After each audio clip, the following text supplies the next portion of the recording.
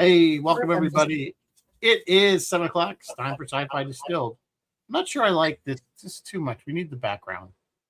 Yeah, a little wider, please. Thank you. That's better. I was like right in everyone's face for a second. Face. A little too much, yeah. So, this is one. Mary Beth's been asking to do this for a couple I asked weeks. for it. You did ask for it. 1992's Sneakers. It's really not science fiction, but it is definitely tech. High tech stuff, and it is some kind of. It was high tech stuff in 1992 when it came out. I mean, it's still kind of. We're going to talk about that, but it's kind of science fiction-y because it's some of the science at that they're using, and I think at the time was probably not quite. They were very accurate and on top of it for the era. We will get into that. It is since well dated, but we'll get into that. Before that, I assume we have news. We didn't talk about the news. That's not the news. Hang on, wrong document. Close that document. Open this document. Here we go. And as usual, Rizzo, I would like to hear your thoughts and comments on the news. Guys, Buffy fans everywhere are devastated as star Anthony Head, who played Giles, has passed at age 72 following complications from pneumonia. He was best known on Buffy the Vampire Slayer, but we also saw him very recently on Ted Lasso as the ex-husband of the owner's ex-husband. Anthony leaves he was that guy. Anthony leaves his brother Murray, and you guys all know Murray Head. Murray Head did One Night in Bangkok. That actually is very saddening news for the Buffy fans everywhere. Okay, something very strange is happening in the Doctor Who universe. I don't know. We don't usually talk about Doctor Who too much on this show, but every now and again, we kind of wander over. So back in 2005, whenever, Russell T Davies took over, and it was doing great. People were loving it. Were loving what he did. He's the one who ushered in, first Chris Eccleston, but then he kind of ushered in the David Tennant era, and everyone was like, yeah. That was some good stuff. There's some good stuff back there. And he was supposed to return for the 60th anniversary specials and some new seasons and all this stuff. But their recent attempt, he's back now, and their recent attempt to kind of revitalize Doctor Who sort of fell flat. Like it didn't really work.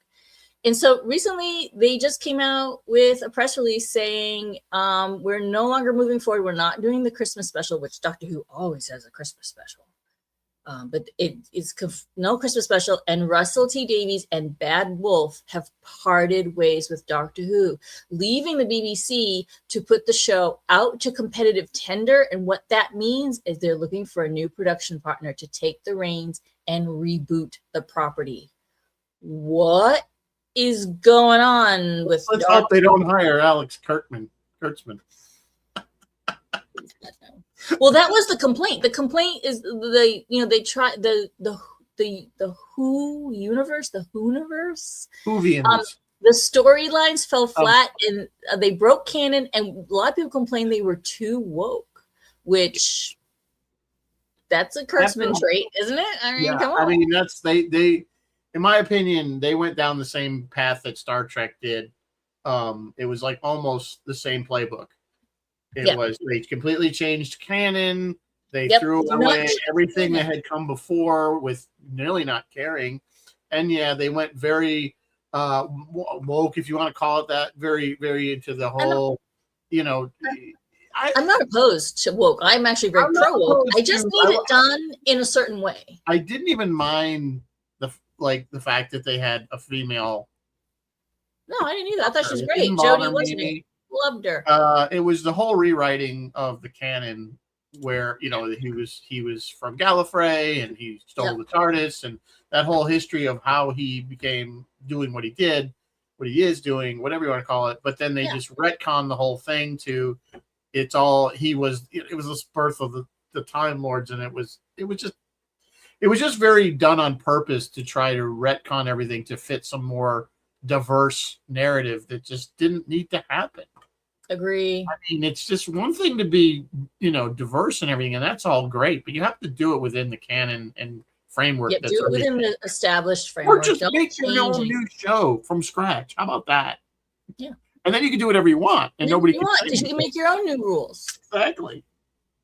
So I don't know. Whatever. And like I said, I'm so I haven't watched it. I stopped watching it when they retconned. That's when I said nope. I kind of did too. I was trying to keep up with Jodie Whittaker, and then I had to stop. I didn't really have a lot of people didn't like her. I didn't personally have a problem with her. I thought she was fun. I thought, I thought she was okay. I thought she did the character, but again, it's kind of like, like Star Wars and stuff. It's like, again, I think Doctor Who is probably not as demographically male as like Star Wars is, but I'm sure it's probably still more. So you kind of have to play to your audience. I'm like, I'm sorry. A really good example of your audience. Yeah, exactly. Yeah, but a really good example. So Torchwood was a Doctor Who spinoff. It was excellent. It was excellent. Very woke, but it was excellent. Well, that's how you do it, guys. That's how you do it. He was right from the beginning. He was bi. He was. He wasn't bi. He was pan. Like he was just. Yeah, exactly. Everything. Pan's probably more accurate. They didn't have pan when that wasn't really a term. I don't think even when they did that. But yeah, but you know what? Nobody really cared. At least we just loved him because it worked, and we loved him, and and he was a great character, and you didn't care that what his sexual orientation was, or it didn't matter because it was just a good storyline. So yeah, it can be done. We've talked about this many times. You can get these themes into shows without ramming it down people's throats and completely taking canon and throwing it in the trash. Yep. You can do it within the content, within the framework of your show. Yeah. All right. Yeah. Anyway, we'll kind of keep our eye on what's going on over there across the pond with Doctor Who. I hope something good happens. Just one last thing on that. It might be time for them to take another break. There was a break there a few years, and I'm wondering if we need a reset. Maybe give it a 5-year break on a reset, and then try again. Yeah, I don't know. I agree. I completely agree with that. I'm sorry. That's all good. Disclosure day right around the corner, June 12th. So 2 days. So what's today? Wednesday, Friday. Disclosure day. Early reviews. So the early screeners are giving it very, very positive reviews. A Rotten Tomatoes score has been generated currently just on the early reviews. Currently, it's at 90% fresh based on 92 reviews. That's amazingly fresh for Rotten Tomatoes because usually it's not that fresh. It is. But whether or not these positive reviews will lead to a box office success remains to be seen. And Variety wrote that, the paper Variety wrote that the actors are quite good, especially Emily Blunt, who's freaking awesome in everything she does. But for all the film's slow build, it doesn't take us anywhere overly surprising. So I don't know, man. Like I was really looking forward to this, but now I'm like, oh god, it's gonna be so predictable. I don't know. What do you think, man? I mean, I don't know. I haven't really seen much about it. Like as far as what the story is, obviously, I know what the basic idea is, but I haven't really seen a lot from trailers, so I don't have an opinion on it. Honestly, God, other than it's Spielberg's film, so I've seen a lot of trailers, and it looks like it's right up my alley. Yeah, because I love like a lot of that stuff. Alien stuff. You like alien stuff. Love the other one I saw a quick it was actually probably the very pivotal motive.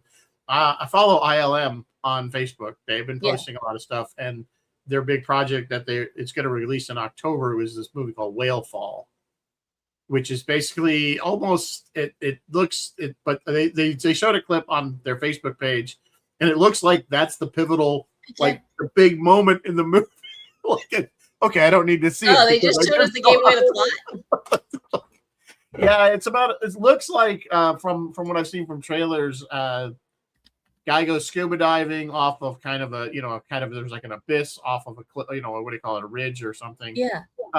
And he's a big sperm whale comes up, which normally sperm whales don't, they're not attacking humans, but it happens to be in the fight with a giant squid at the same time, and as the whale goes by him, the squid grabs the diver, and he gets sucked down. He ends up through a hole. If you watch the clip, it shows the whole. He ends up inside the whale with the squid. So it's kind of a Jonah thing. All right, ILM. I don't know. Yeah, ILM. I don't know. It might be a horrible movie. It might be really good. I don't know. All right. Well, it depends. Were the effects? Did they look really good? Yeah. I mean, it's ILM, so Yeah, everything ILM does. Pretty good. All right, let's move on. Gamers, hello, gamers everywhere. There's a new Star Trek game coming, and it's Star Trek horror. Star Trek: The Shadow Frontier. The game stars Michelle Forbes reprising her role as Ro Laren. There was an announcement today. I don't know what it was. Came from the Bloober team. That's the studio putting out the game, and the newly formed Paramount Games division. It's called a psychological thriller. And the little tag says, if you like a really thrilling survival adventure, this game is for you. Trailers are out now. It actually looks pretty good. Or at least the trailers look pretty good. We will see how the actual game plays. Star Trek Shadow Frontier is planning a 2027 release in all the usual places: Windows, PC, Stream, what Xbox. What was the one that just came out like 3 years ago? Star Trek. You mean Star Trek? Yeah. Played it. It wasn't bad, but it was insanely easy. Bridge Command or whatever? No. This was like more of an adventure type. You switch characters. Like maybe somebody you switch around the character, so you have some engineering stuff, you have some command stuff to do, but it's basically a story. Kind of sort of a, I can't remember the name, but somebody probably on. I don't know. I had a Star I just Trek thought it was kind of on my Oculus. Easy, it was too easy. Huh. I had a Star Trek game on my Oculus, but I couldn't play it alone. You really needed other people. And that was Bridge Crew. That must have been Bridge Crew. Yeah, I had that on PlayStation. Yeah. Bridge Crew is difficult to play alone. Yeah. I tried it. All right, moving on. Levels. Anyway. Yeah, you have to, yeah. Moving on. Oh, kids. A new measurement from a company. It doesn't matter which one. YouTube, kids, has 99.1 minutes a day. The average person does 99.1 minutes a day of YouTube, pulling ahead of Netflix's 93.4.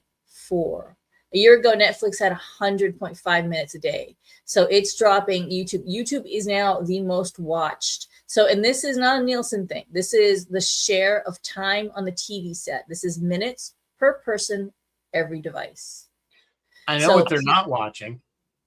Our show. Wait, what? No, Sci-Fi Distilled. They're not watching us. I don't blame them. I don't blame them either. I wouldn't watch me. Anyway. Yeah, YouTube has climbed 28% to get nearly 34% of the overall viewings. That's actually huge. That's massive. People would rather watch other people making content. I do watch a lot of YouTube. On my computer. I watch a ton of YouTube. I watch it. I don't watch it on my television because then you can't. Because I have this blocker that blocks the ads. So yeah. So I can watch. So I watch on my computer, but I don't watch on TV. I don't have YouTube. I don't pay for the YouTube like subscription. Yeah. I pay for like other stuff like Apple TV. It's really worth it. Yeah, I do too. I pay for some of that stuff. I pay for Netflix, but I mean, anyway, you are in the demographic, Rizzo, that logs in the most at 111 minutes a day. The fastest growing fans are men aged 55 to 64. Yeah, I do watch a lot of YouTube. Watch a lot of YouTube. And you know what? I too watch a lot of YouTube, so I get it. And Brian is cheering us on. He says 6 people are watching. Thanks, Thank Brian. you, all 6 of you. And finally tonight, Brian, I gotta ask you though, Brian. You don't know what I'm talking about. Brian, is Dan watching? That's what I want to know. Is Dan watch? He knows what I'm talking about. So anyway, go ahead, Dan-o. Okay, finally tonight, August 7th. It's not coming fast enough, but it will be here soon. Super Troopers 3. I know you all want it here right now, but we have to wait.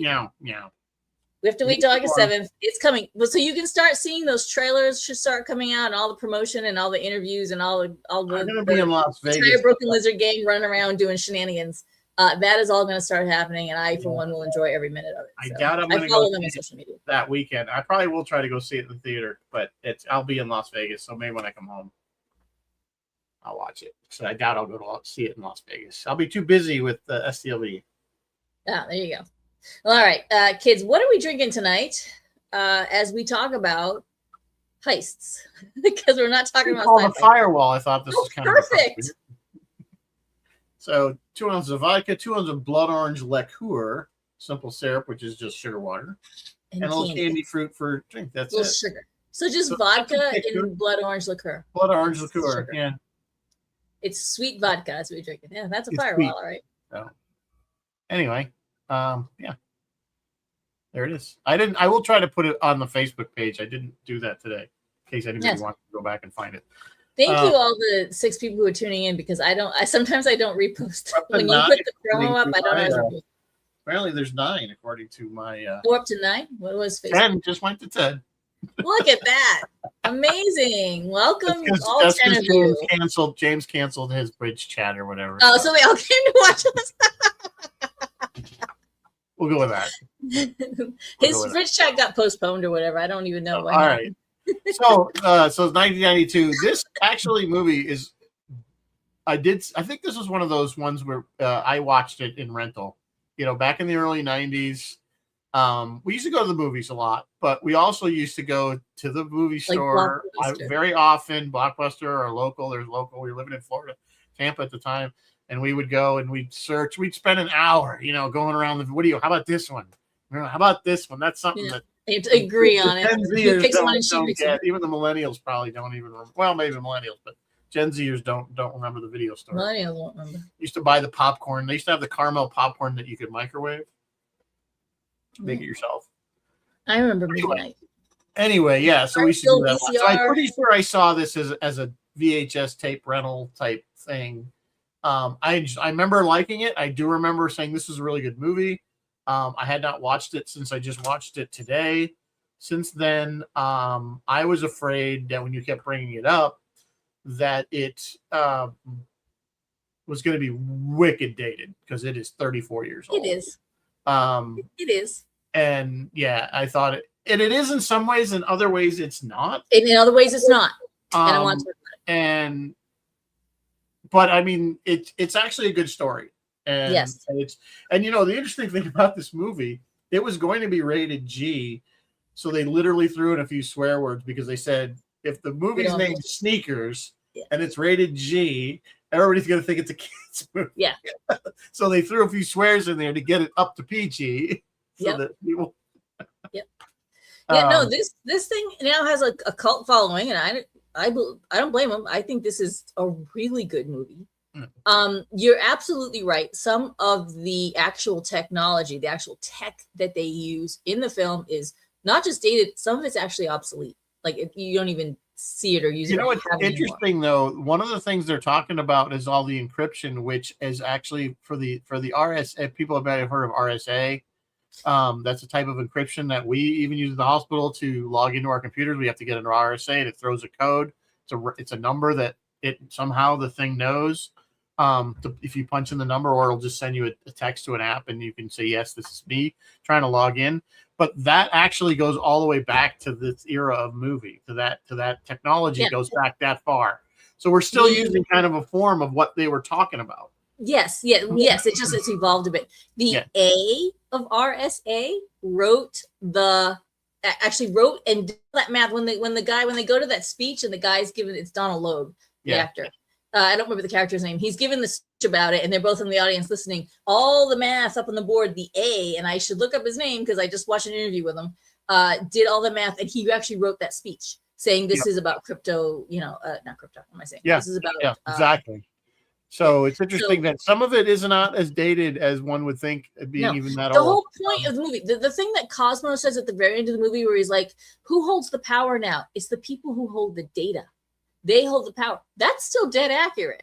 Nothing's changed there. Yeah, absolutely. And I was gonna bring that up too, because I agree that line alone that it's Ben Kingsley. Is it? It is Ben Kingsley, yes. Kingsley that gives that thing. And he says it's not about corporate. It's about it's about ones and zeros. And it's so true that everything is information now, and information is power. And it's absolutely true. Yeah. It's like it's like Newman from Seinfeld. When you control the males, you control information. Of course, you don't need to control the male. That's kind of dated as well, because when that show was on, they didn't really have the internet. Yeah, well, no, they didn't. I'm typing out the anagram on this. C-Tech astronomy. That was too many secrets, right? It was an anagram. Yeah. So but the movie is lighthearted. It's not super serious, but it's just fun. Like I don't know. There's something about this movie. Like this. Back in the day, like you said, you hadn't watched it, but for me, back in the day, if I was flipping through, back in the days when we could flip. If I was flipping through and this came up, I stopped. I watched it like every time. I don't remember ever even seeing this like in that No, it was around. in that way. Like I never saw it like on broadcast TV, just randomly on. You know, like I said, I remember saying this was a good movie, and I remember even at the time recommending it to people. So, but then it just kind of fell into obscurity because I think it was, it was it was an old movie and it wasn't like my favorite movie. So, but the cast and everything on this is amazing. I love, like you say, there's a lot of things I do like about it. I love Aykroyd's character because he's the big conspiracy theorist. Yes. You know, now mutilations are up. Like Rose at the NSA didn't. He's like, the NSA didn't kill Kennedy. They just wounded him. He's still alive. He's still alive. He in interviews he says he was playing his brother, although because his brother Peter is early, but actually he is too. So I think it was both of them. He was kind of sort of almost being himself, but not quite. Yeah, he said something about this is the same microphones they used when they did the fake. Yeah, the NASA fake the moon landing. Yeah, every single character is based on a real life character, a real person. Mother is Crease is based on a real person. Mother is based on a real person. All of them are based on real people. Was my favorite, which is why I put my name tag because Whistler is everybody's favorite. I love the way the whole scene where they figure out where he was taken in the truck. What did you hear? And he's like, the way they kind of figures it out, and he figures out exactly where they were going. I thought that was, it was a little bit of a stretch, but it was cool. He was the one that figured out because he said, he's like, listen to what he's saying. The guy said he has like you said, he described what was on the desk. There was an answering machine, which again would have been very common in that day. But then he says, I have an answering service. So why would you have an answering machine? And they were glossing over that, like they weren't catching. Yeah, but he caught it because again, they always say, people that lose a sense, their other senses grow stronger. I don't know if that's really true or not, but clearly he was. But of course, it was funny that they, again, talking about maybe humorous, they made him drive at the end. The blind guy driving the van. Blind guy driving. Which I always I was aggravated watching, and I'm like, you could give him better directions as he drives across stuff. Like you're just having him going like Robert Redford's like put it in drive, and Whistler's like, I don't know how, and you can see Rob like, okay, down two. Oh, okay. You gotta like think it through. But like there's so many iconic, like to me, the shot of Mary McDonald dancing with the guys to Chain of Fools, that is iconic. All the stuff that happens with Mary McDonald in the restaurant with Werner Brandon when she's trying to get the words to make the tape. All of that stuff is so funny. He'll always be so good. And then we had like Timothy Busby and who's the other guy's name? That he goes, oh, so you're the guys I hear breathing on my phone. Nope, that's the FBI. We don't have a charter for domestic surveillance. Oh, you're the guys. Nope, that's the NSA. You know what I mean? Which was key that he said that because that we don't have, which is true. The NSA technically cannot surveil United States citizens, technically. And that's why I think the ending, which spoiler alert, was so critical because it's like you don't want this to spy on the Russians because it won't work on their stuff. Yeah. You want this to spy on Americans. Yeah. And he's like, I was never here. Yeah, the whole ending with James Earl Jones is just classic. Like my line, we're the U.S. government. And then the bit, where they're all going through and saying, what they want. And of course, Mother wants a Winnipeg. Yeah. And River Phoenix, Carl wants her phone. Yeah. The young lady with the Uzi. Yeah. Can I have her phone number? It is funny because she's like, she's like, wait a minute, you could add anything you wanted, and all you wanted. You're asking for number. It's like, here you go. Yeah, he was good. I was thinking about that. What a shame. He was his flame, so to speak, was so bright and short. Yes, and he had really just come off of River. Had just come off of. Hang on, I'll tell you. Yeah, he wanted a light movie. Yeah, he wanted a light movie because he just came off of My Own Private Idaho. Yeah, which My Own Private Idaho apparently put him through the ringer. So he's like, I want something fun, and this fit the bill. Yeah, that is a shame. He would have done a whole bunch more, I think. So, but so those of you who don't know, the basic storyline is that. So he starts out, which this was the part that I didn't quite think was, maybe I just don't know. It was supposed to be 1969, I think it starts, something like that. 66, it's the very late 60s, and these guys are. It's Robert Redford, his character is a very young man, and another fellow, which basically becomes Ben Kingsley's character, are basically hacking different government computers and or banks and things like that. And they're at a college. They're clearly. And by the way, the outside of that in that scene is the same as the clock tower from Back to the Future. Oh, is it? Oh my God, Same that's building. awesome. Yeah. But so that technology where he's like on a computer, literally with a CRT screen and typing in. I know they had the phone in the the old style modem with the phone in the jack. I just seemed way advanced for 1969. I don't know. Did they Back have then, that computers were style? like the size of a room. They had faxes by then, so they would have. I don't think they had faxes in 1969. So wait, what was that called? Modem? What year were modems invented? But I mean, it just the way he was doing it on just a regular CRT screen, it just seemed to I could be wrong. Somebody who knows technology. 1958. So the first modem for a computer was 1958. Yeah, but I mean, how? I mean, what year did CRT screens? Well, those have been around. Computer. I mean, NASA had them obviously at Mission Control. So yeah. I guess technically the technology. 1934. So yeah, I mean, I think the CRT has been. Well, that's what a television is. So. Yeah. I'm just saying it just maybe I could be wrong. It just struck me as a little more advanced because we didn't really when I started messing around with computers in the like late 70s, early 80s, technology hadn't really advanced much. Yeah. The way I read that screen is that they were both very, very bright guys at a school like MIT. Yeah, I got that kind of thing. Yeah. So that's how I read that.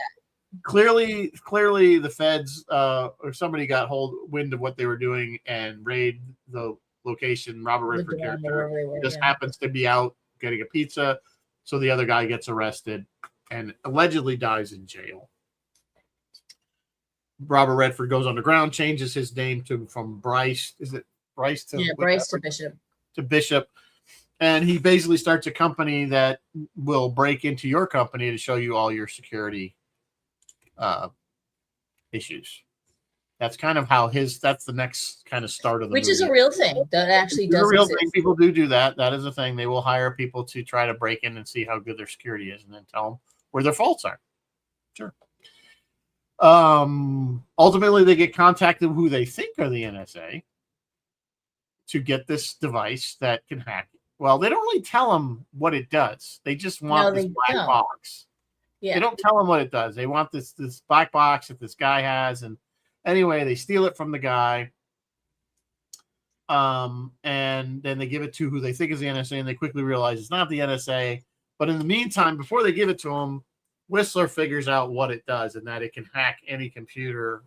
Like they got into the National Reserve Bank or whatever. They got into air traffic control.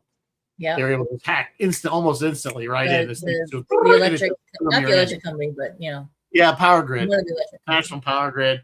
So they realize that the power that this thing has, it basically you could, So they do end up giving it to who they think is the NSA. But again, shortly right after that, they realize actually while that transaction's happening, they realize that something's not right. So he gets away from those guys, and ultimately they hatch a plan to steal it back because, and then he finds out that the guy that got arrested back in the 60s is still alive and working for, he implies the mob. And he still wants to take down basically civilization because he uses this thing to. And I kind of don't blame him. I mean, Well, I mean, currently, yes, but at the time, back then, it wasn't that bad. But basically, what he was talking about was he wanted to take away any evidence of ownership, so that all the wealth, basically the wealthy, anything in their banks would disappear. Nobody would be able to prove what you owe or own or whatever, and everybody would be equal, which I think is not really true, but very communist. Very communist. Everybody would be equal. What's the goal here? He wanted to do, but I think he was just all you wanted to do is tear the system down. He just wanted, he just wanted to cause chaos. So anyway, they hatch this plan to go and steal it back from him, which they ultimately do. They do. That's the plot. And that's the plot. And then the NSA does show up to get the device. Yeah. And that's the thing with James Earl Jones. Some of the the scenes, like the scene where he's talking to Abbott on the phone before he ever meets him, and they bounced the call around, that still holds as a good tension. Yeah, they're trying to trace the call. Like he's on to us, like, hang up, he hangs up, he's lying. As they have the lie detector, and then they're bouncing it through, and Whistler's the one going, oh, they found Tokyo, oh, they found, whatever. Yeah, they're watching as the trace is going through. He's lying, hang up. Like that's a really great, great scene. Yeah, I don't know how accurate. I mean, it might have been more accurate in 1992. I don't know how today, if they'd even go even faster, because most people would probably it wouldn't even be a regular landline call. It would be an internet call. Yeah, probably. I think would be even easier to hide. But I'm not a hacker, so what the hell do I know? So amazing cast with our headliner Robert Redford, who was let's go through the cast. That's a good stranger to heist movies. He had done a couple. Well, he did The Entertainer. Was it The Entertainer? No, what's the movie I'm thinking of? The Entertainer. You're talking about the song was The Entertainer. Was the I it's right on the tip of my tongue. The Sting. The Sting, thank you. Very popular back in his day. He had done he did The Conspirator, but he did All the President's Men. All the President's Men. He's done tons of, I mean, obviously Robert Redford's done more movies than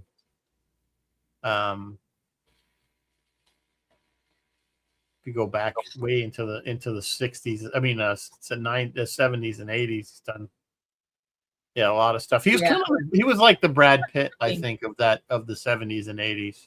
I'm not finding what I wanted. That's the way I always looked at him. But he was kind of the Brad Pitt of the era. Did ever see the one he did? I always thought it was a cool movie. It was really weird. Was The Natural? Yeah. It was about the baseball player. Yeah. I thought it was a strange movie, but it was good. Ordinary People, All the President's Men. I mean, he had directed a couple too. So Chris Show doesn't count. Hang on, I'm just looking up. But yeah, they didn't want him because they originally thought Bishop would be younger. They were going to go for somebody younger. But I mean, I'm glad they aged him up. He works brilliantly in the role. He and Mary McDonnell have great chemistry. You can see them as former lovers, and she's brilliant. So the next cast member I can talk about is Mary McDonnell as Liz. I love her, and I loved her on Battlestar. You know what I mean? Like, you're like, oh my god, there's Mary. I didn't even put the two together. I'm like, because at first I saw her on this, and she has a really short hair and it's red, and I'm like, why do I know this woman? She's the president. And of course I look, I'm like, oh, it's Mary McDonnell. It's Mary. And she was just in The Burrows. Yeah. She had a small part in The Burrows. Oh yeah, she was in The Burrows, and I didn't recognize her. And I was watching with somebody else, and they're like, "That's Mary McDonnell." I'm like, "No, it's not. I recognize not Mary." Really familiar. It's the same thing. I'm like, "She's really familiar." I immediately got my phone. And he goes, "Wait until she starts talking." So I waited until she started talking. I was like, "Oh my god, it's Mary." She has a distinct way. Yeah, she was of course the president in Battlestar. She was also the first lady in Independence Day. Yeah. She dies.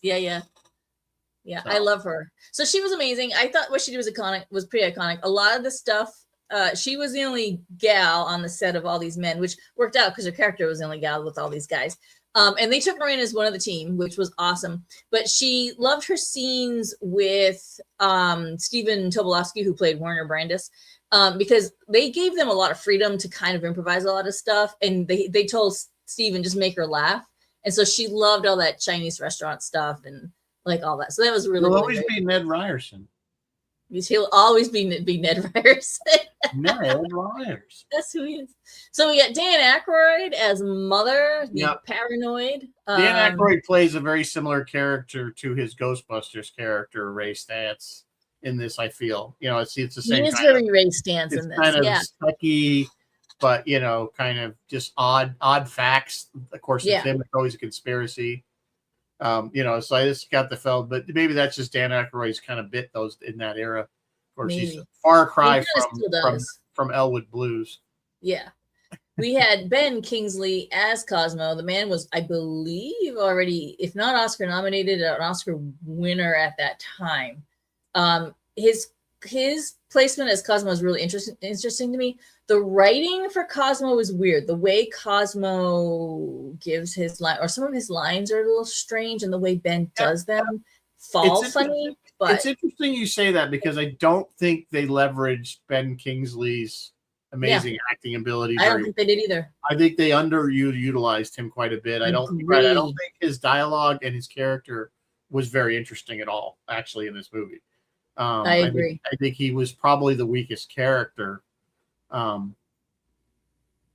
of all. And it's not to say, like you said, Ben Kingsley's amazing. So yeah, it's not certainly. I think he was underutilized. As the on Marvel as the what is he, the terrorist guy there? He's so good at it. We did already discuss River Phoenix as Carl. I think he absolutely would have. He's the young gun who's trying to prove himself and like get in with these guys. And then we have Sidney Poitier. Oh my God, I love you, Sidney Poitier. I love him. He plays Donald. He's another one. Yeah. He's the former CIA operative, so he's the one who actually brings discipline. He brings, like, you know, actual tactical experience. He's the team's coordinator, and he's the one, when they realize they're in trouble, he's the one who says, shut and lock the doors, shut all the windows, turn off the lights, and he gets his gun on. Like, he's the one who's like very like procedural and stuff like that. We mentioned David Strathern as Whistler, and I need to look up the person he's based on, because he is based off of someone who actually is blind and was working in the business. So many things, and of course, maybe the most sci-fi thing we recently he was in The Expanse. In The Expanse, yep. Yeah. David's in everything. David's just he's in a lot of stuff. He's one of those actors that you see him, but you don't remember his name. Yeah, you don't. Yeah. You know what I'm saying? He's been in so many things, and you're like, oh yeah, I know that guy, but I don't remember his name. Yeah. But he was great in The Expanse. His character was awesome. You know, he really pulled it off. He's actually a very good actor. He's amazing. He's amazing. I love everything he's in. We already mentioned Timothy Busfield and Eddie Jones as the two NSA agents. George Hearn played Gregor Ivanovich, Stephen Tobolowsky as Werner Brandis, Donald Logue, who went on to do other things, as Dr. Gunter Yannick, and then James Earl Jones. But this movie, or this script, I should say, kind of got kicked off by two guys who were doing research for war games, and they were like kind of getting into the computer, like they were researching the whole computer thing, and they learned about Black Hatters, which is why the first thing I wrote in the chat was "Hello, Black Hatters," who are actual hackers. And they started learning about these hackers, and next thing you know, this whole script was born. And they kind of the A, you talk about RSA, Leonard Adelman was the mathematical consultant. He is the A of RSA. He's known for the code work that we still rely on in a way today. And then the character Bernard Abbott, that is James Earl Jones's character. He was named after Robert Abbott, the so-called father of informational security, who was also a consultant on the film. Whistler is the name Joseph Angrecia, and also a guy named John Crunch Draper. And they nod to Crunch when they're playing Scrabble. The word crunch is on the Scrabble board, and then they add an S and a Y to make scrunch. Which is funny. You know, you mentioned that. They said scrunchy's not a word. I guess the little hair tie thing hadn't been invented yet. Hadn't been invented yet. Scrunchy. Scrunchy. Crease. So Sidney Poitier's character was based on John Strauss, a former CIA officer who founded the security consulting firm Systech Group. And Dan Aykroyd's brother Peter is the one who supplied all the weird, strange stuff like cattle mutilations are up or whatever, the staged moon landing and all that other stuff. So, yeah. Go ahead. No, I was going to say, I didn't realize you were going to go through every single. No, well, because I think, just to me, that's fascinating. Like, I didn't know that they were all real people. I didn't know how much research. I didn't realize how completely, at the time, in 1991, 92, whatever year, when this thing came out, it was dead accurate and kind of state of the art. And now here we are 30 something years later, and it's like, oh, wow. Yeah, no, it's not. It's what I said. If you haven't seen it in a long time, you're like, oh, it's got to be such a dated movie. It really isn't, and I think it still holds up from an entertainment standpoint. Absolutely, alone, it's still a good movie. I mean, the things that you'll like, I think younger people that we don't notice because we grew up in that era and is like younger people. I say, why don't they have a cell phone? Like why aren't they calling people on cell phones? They didn't exist yet. They had cell phones in '92, but they were those big chunky things, and not a lot of people had them. He did have a car phone though. You remember because in the Carmen Gia. Remember, because that's how Sidney Poitier got him away from the table when they were just about ready. Oh, that's right. The one from the your mother's on the phone, and he had the phone in his hand, so he had a car phone. Yeah. By the way, that Carmen Gia was the same one Mike Myers drove in So I Married an Actor. Isn't it really? Just a little FYI. It looked a little junky. Like, doesn't the door not shut? Like when they're getting their getaway, their Carbon Gias they're basically Volkswagen Bugs with a different body. It's the same car. It's the same engine, everything. It's just, so they're kind of cool because they're convertibles. I know people that had them, but they weren't necessarily. I mean, a great car. They weren't expensive cars. Let's put it that way. Did you catch James Earl Jones at the end? He's like, "What's important is that this never happened." Yeah. Did you catch that line? Yeah. That was definitely from Hunt for Red October. Oh yeah. Because he says the exact same thing. When he hangs the phone, and October, he's like hanging the phone up. Yeah. Yeah, and I was never here. This never happened, and I was never here. Never here. Yeah. Which is another. We did Hunt for Red October. Such a good movie. We did do Hunt for Red October. Yeah, years. Every now and again, every now and again, a non-sci-fi movie slides in. I think this one kind of counts though, because of the tech. Some of the tech was a little beyond. I mean, obviously they don't have so I'd call it that qualifies as science fiction to some degree. So it qualifies. So. Other heist movies. I mean, how do you feel as far as see? It's not just heist. It's like because it's not like Ocean's 11 where we're getting money. No, it wasn't. They weren't doing it. They weren't initially doing. Well, they initially did the initial heist to steal the black box was to get paid. Yeah, that's true. But then to steal it back was just to do the right thing because they realized how dangerous it could be, and I also think they didn't like the fact they were going to kill him. They weren't going to let him get away with. They were going to be able to enjoy the money anyway because these people were just going to kill him anyway because they didn't want anybody knowing about this thing. Yeah. So, it was just so by comparing it to today's, they all kind of run the same. I mean, Ocean's 11 is probably one of my favorite. It's probably one of my favorite movies of all time for sure because I can always rewatch that. And really, almost all three of them I like, especially the first and the third one. They're good. Series. And I watched the original one with Frank Sinatra, which is good, but it's not nearly as good as the modern Brad Pitt. Why am I drawing a blank on his name? The other main character. Oh, George Clooney. Film. But like for tech hackers, I'd go the movie. Well, maybe The Italian Job, but that's also not. I mean, I think the funny part of The Italian Job is the one character. What's his name there? Channing Tatum. Seth Green though keeps talking about how he invented Napster, which is so even by it's so old. Napster was 20 years ago was a thing. The other movie I talked to you, I was like, well, maybe we could bundle the two movies. Was Now You See Me. I like that, but that's all like it's sort of a tech heist. But they're all illusionists, so there's a lot of stuff going on. Now You See Me. Yeah, that one's that's definitely a heist movie. There's no question about it. There's Christopher Roche saying Star Trek 4 is a heist movie. Well, they do. They don't really. Do they steal the whale? They stole the whale kind of wants to. I mean, they don't really talk to the whale to see if it wanted to go.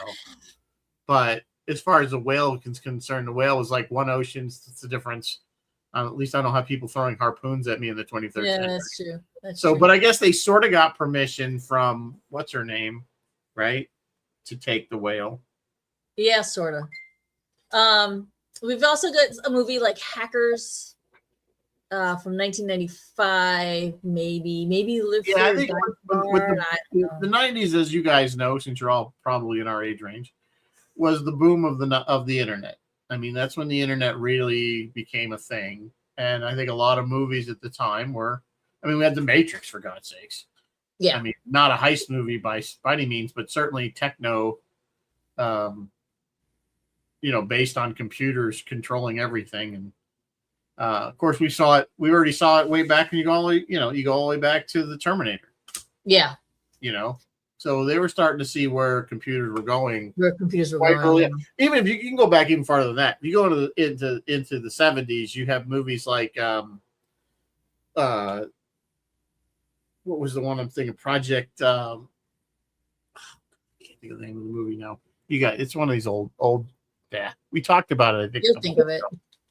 But anyway, there was a lot of movies where basically the AI or the super. We talked about it in the AI show, where the supercomputers basically became too smart for our own good, and it's a common trope. Even war games. Do you want to play war games? War games is a great example. I think war games counts as it's not a heist, but it's in that same vein of computer technology going awry. Yeah. I'm not quite sure how to help you with that. Speaking of, and then guys, if you just love Robert Redford and you just want to see him do thrillers or heisty kind of things, check out 3 Days of the Condor, which is 1975. Excellent movie. Or Spy Game, which is from 2001. Those are two other Robert Redford. But I can't remember it. Spy Game. We could have bundled it with this movie tonight and done a Robert Redford twofer. We could have thrown in what's the other one he's always famous for? I can't think of it. Butch Cassidy and the Sundance Kid. Butch Cassidy and the Sundance Kid. Not sci-fi. Not sci-fi. No, but I think that was probably one of the movies that put him on the map back in the day.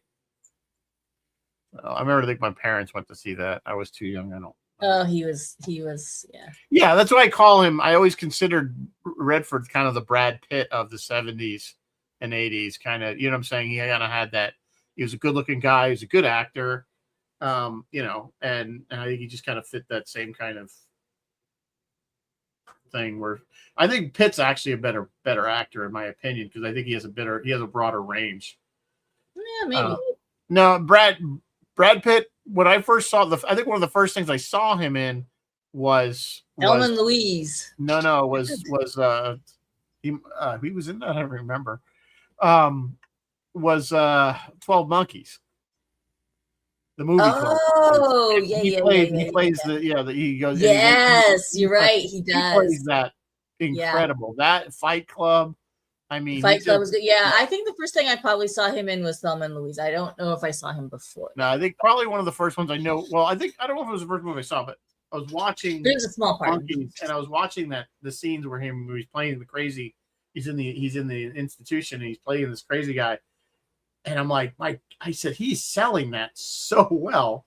I'm like, that's why I said he can act. I mean, he really isn't just a pretty face. Well, it was like seeing, you know what that was like? That was like seeing Leonardo DiCaprio in What's Eating Gilbert Grape. Yeah. He was a good so actor. good in that. Yeah, I like that. What was it one he just did? Was it Hollywood Story or something? Is that the name of it? I don't know. I think it's him and Pitt too. Yeah, it's him and Brad Pitt. It's always the same people over and over and over again. Something. I don't know. I forget. Somebody in the chat will remind me whatever it was. So. They reminded me that I was thinking of Bill, that's the one I was thinking of, Colossus, the Forbidden Project. Yeah, and Chris Soros got it too. Yep, and Ken Schmidt got it. I got to give you all the credit. Thank you. Job, guys. That was the one I was trying to think of. So, I mean, really, they're going back. That was well into the 70s, prior to Star Wars. We forget all these other good movies that were in the 70s because Once Upon a Time in Hollywood. That might be it. Once Upon a Time in Hollywood. That's the one. Thank you. Yeah.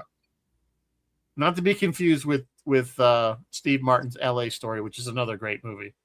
That was a good one too. I like that one. So I liked it because it was funny. Because I think you remember when that movie around that time the movie came out, people were like literally just shooting each other in cars, like on the LA freeway. Like people would just like literally. Yeah, I really remember that. Yeah. So they kind of made it funny because I remember they're like in traffic and they're all like he's trying to get his gun out and he's just waving it around because that's what everybody did in LA. I just thought that was hysterical. That was hysterical. That movie was very much a product of its time. Like if you watched it now, you'd be like, it made fun of Los Angeles and its indigenous creatures. Yeah. The whole thing with the coffee, which was funny because there's a scene where they're like ordering coffee and they're all ordering it like these fancy half calf with a decaf with a twist and a quart, like all these long. And I'm like, oh my God, that's today. Like every time somebody goes in and orders coffee, it's this long thing of what they want. And I'm like, black with in a paper cup. Point what? Yeah. But that was, it's funny because a lot of that stuff I've noticed it always seems to start in California and then moves across the country. Yeah, it comes east. Nothing really starts in New York because New Yorkers are just like, give me my coffee. I remember when we were out, it was like around 98, we were in San Diego, and the first time I've ever had a mocha latte, and I thought these were the best things ever, and I kept drinking them until I couldn't figure out why I was vibrating all the time. Because I was so hopped up on sugar and caffeine. They're like 1,000 calories each. They are good though. I was young then, What are you gonna say? I was. So you don't get that stuff in Massachusetts. In Boston, people 30, they get their black and they move on. There's none of that going on. Well, the first time I'll tell you another thing. When with that same trip, when we were in San Diego, it was the first time we went into a bar, like a nightclub, and smoking. They had already banned smoking. And I don't know if it was the state or the city, whatever, but they had banned smoking indoors. So we're like, this is awesome. We're at a nightclub. We're enjoying the band. We can breathe. My eyes aren't burning. It's not full. And I go back to the East Coast. It's like, I'm like, so it was again. It was there first, and the first time I ever saw. I know we're way off topic, but what the hell? Well, those heaters that you put outside. Then your patio, yeah, the outdoor heaters. Thing. I remember we're eating outside this restaurant, and it was a chilly night, even for San Diego. I think we were up in Soho. And I'm like, and we're outside and they have these heater things. And I'm like, what a monumental waste of energy. This is so decadent. We're literally just pouring heat outside so that we can huddle next to this stupid thing and eat outside so that I'm like, and it wasn't even that comfortable because you got too close to it, you're hot, too far away, you're told. There was no medium. Yeah, there's no happy medium. I just thought it was the biggest. I still think they're a big, huge waste. East Coasters look at things completely different from West Coasters. Like West Coasters will do the extravagant thing and they don't care. East Coasters are like deadline practical. Like they don't, But we have those now. Those are all over the place, those heater things. I mean, it's totally common. We have them now. More when COVID came, I saw more of the outdoor, like everyone gets their own individual glass tent. Like not glass, plastic bubble tent. There are a bunch of restaurant that has changed hands about 4 times in the last 5 years. That's right by me.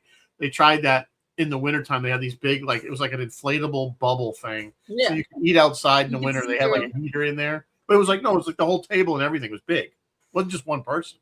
Yeah. It fit like 4 or 5 people. Like, why would I want to do that? I don't understand why. People can watch you eat outside in the wintertime. So you can enjoy the snow falling? I guess. I don't know. It was stupid. Clearly, it didn't take. So, anyway. Oh, my God. We're almost at the end of the hour. We're at the end of the hour. I'll just wrap this up. Great movie. I rewatch it. Go back out. It's actually on Prime right now. So, if you have Prime, watch it for free. Well, you paid for Prime. But it's good. So, go watch it. What has Roy got going on? Right, nothing. He has not posted anything. And Phil, and I lost Phil. Where'd Phil go? Come back, Phil. There's Phil. Phil, as usual, will be at the Coxsackie flea market because that's where he hangs out. But tomorrow, he'll be doing his usual Thursday lineup. He'll have Bull McNulty at noon. He'll do the Captain Phil's Planet at 4. And then he's filling in for DJ Chris Laporta from 8 to 10. And he doesn't know what he's going to be playing, so why don't we go ahead and give him some recommendations? I don't know. This Sunday morning from 6 to 8. Oh, my God, that's early, Phil. Good Lord. I don't know why you're going to be up that early, but he'll be up that early spinning some tunes, probably some the Music Library Jam show. Don't know what that is. And like I said, he will be at the Coxsackie Flea Market. Also, Phil will be at the Shatner event in June if you guys want to meet Captain Phil in person. And on Friday, he's doing a couple presentations for me. And Saturday, he will be vending. Saturday, as long as it's not raining. Yeah, as long as it's not raining. If it is raining, but we will have tents. We're going to have some coverage. Yes, there's going to be tents. So I don't know what we're doing next week. And next week is our last week before Shatner because I will be in Ticonderoga on Wednesday. Yeah, so we'll do something maybe easy. I don't know.